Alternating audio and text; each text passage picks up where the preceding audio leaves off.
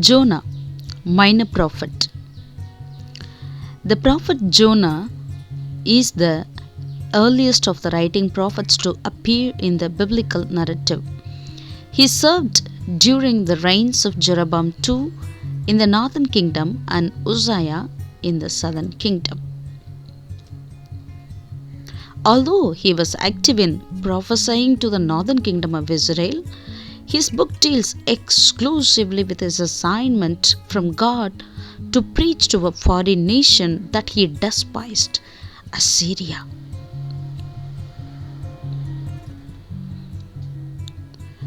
Jonah was a reluctant prophet given a mission he found distasteful. He chose to run away from God rather than obey him. Like Jonah, we may have to do things in life that we don't want to do. Sometimes we find ourselves wanting to turn and run. But it is better to obey God than to defy Him and run away. Often, in spite of our defiance, God in His mercy will give us another chance to serve Him.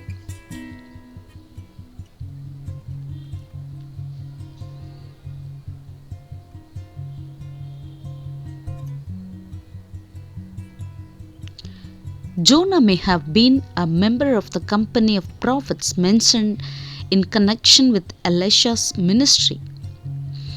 God told Jonah to preach to Nineveh, the most important city in Assyria, the rising world power of Jonah's day. Within 50 years, Nineveh would become the capital of the vast Assyrian empire. Jonah doesn't say much about Nineveh's wickedness, but the prophet Nahum gives us more insight. Nahum says that Nineveh was guilty of evil plots against God, exploitation of the helpless, cruelty in war, idolatry, prostitution, and witchcraft.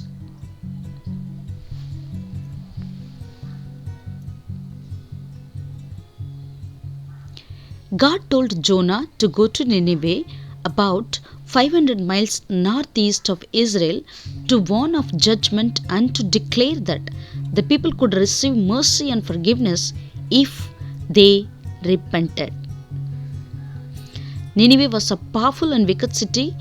Jonah had grown up hating the Assyrians and fearing their atrocities. His hatred was so strong that he did not want them to receive God's mercy. Jonah was actually afraid the people would repent. Jonah's attitude is representative of Israel's reluctance to share God's love and mercy with others. Even though this was their God-given mission, they, like Jonah, did not want non-Jews, that is the Gentiles, to obtain God's favor. Jonah knew that God had a specific job for him, but he did not want to do it. Tarshish could be one of any number of Phoenicia's western ports. Nineveh was toward the east. Jonah decided to go as far as west as he could. When God gives us directions through His Word, sometimes we run in fear or in stubbornness, claiming that God is asking too much.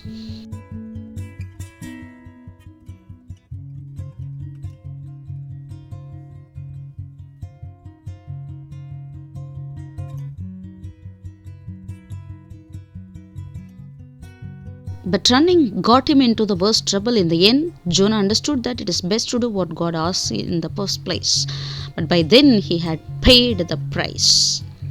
We have a great responsibility to obey God's word because our sin and disobedience can hurt others around us.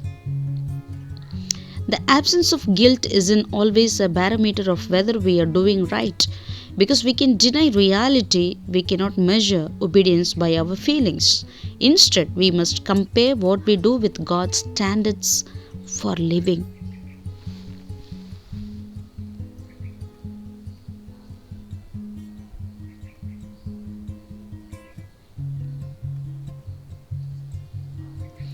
You cannot seek God's love and run from Him at the same time. Jonah soon realized that no matter where he went, He couldn't get away from God. But before Jonah could return to God, he first had to stop going in the opposite direction.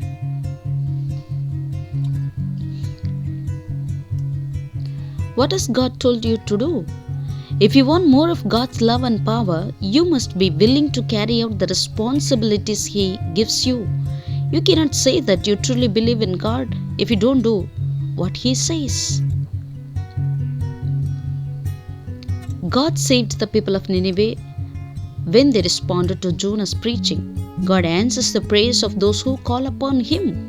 God will always work His will, and He desires that all come to Him, trust in Him, and be saved.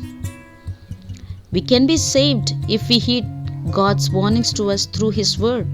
If we respond in obedience, God will be gracious and we will receive His mercy, not His punishment.